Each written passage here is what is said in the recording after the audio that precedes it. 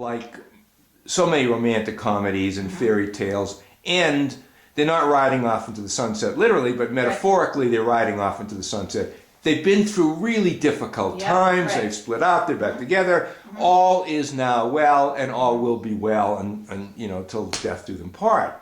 Right, now I have a thought. I say to myself, okay, they each lied to each other. Now, I don't personally think that the lie he said compares at all to the lie she did. The one about him being in night school, not telling her he's in night school. Not telling him in night school. Yeah. I don't think they're comparable, these two lies. Yeah, her lies about being pregnant. Right. Yeah. But they both did it. See, now let's look at what his lie is. His lie is, I didn't tell you I was in night school because you are so accomplished, and I felt badly about myself, and I just didn't want you to know that I didn't have a college education yet. Okay? Yeah. So now we know that he has a certain kind of shame. Yeah. Okay. Now by the end of the movie, he's got his own store. I don't think he's graduated from college. No, he walked out of the exam. He walked out of the exam. So now he has his own store. It's his dream. It's what's going to happen. What if 2 months later, the stock market crashes and his, like many new businesses, fails completely? He can't keep it going. Yeah. All right. Somewhere in there, because the first lie was never dealt with. It's never dealt with in the film anyway. Yeah. This thing has happened, and he is going to very likely go into the same thing he was into before, which is a feeling and sensation of inadequacy. Right. And probably in quotes, he's then going to withdraw.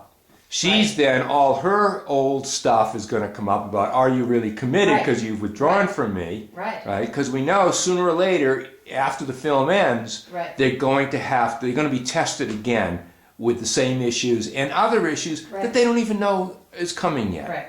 And one of the perversities of life, and I didn't make the rules. You're going to hear me say that a lot. I didn't make the rules. It's going to come up until such time as it is resolved, and there's no more energy on it. Yeah.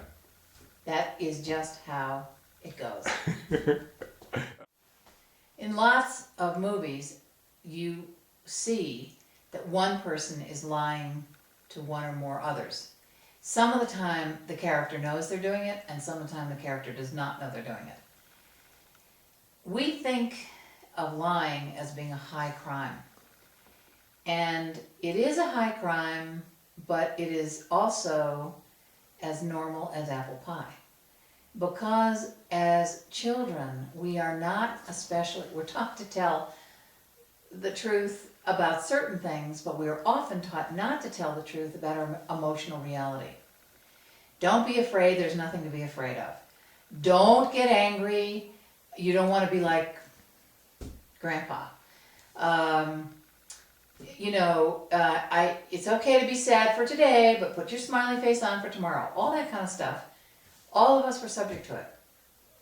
And so we're unfamiliar often with our actual emotional reality. And therefore, what else can we do? We've learned to lie.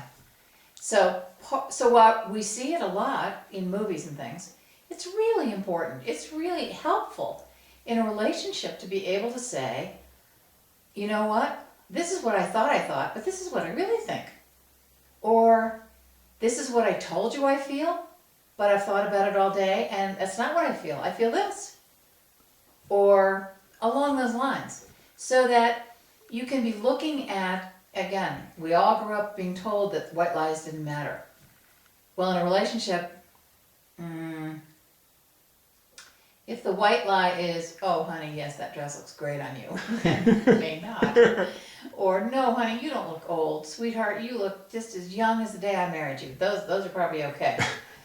But there's a whole slew of other sort of bending of the truth that probably isn't very useful. And what I am really trying to say here is keep track of those. Because they, over time, they're actually quite corrosive. And in this film, they're not lies of commission. They're not telling a mistruth, an untruth. They're lies of omission about things that are really important to each of them. She's pregnant. He's ashamed about not having a college degree. Right. but there lies within the relationship. Right. One of the things that I have wondered about, just personally, particularly the last year and a half, there are so many people out of work right now, and there are so many people that lost their homes. And that I consider that to be a national tragedy. And what I fear is that when that has happened, that the two people in the relationship will often point fingers at each other and just make it worse, instead of being able to say, let me tell you how I'm feeling about it, tell me how you're feeling about it. If you can keep the feeling state present and honest, it's not likely to go into anything corrosive.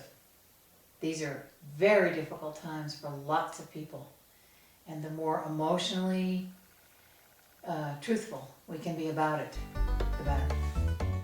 As a way of ending this review, here are a few questions to think about. First of all, to what degree do you tell lies in your relationship?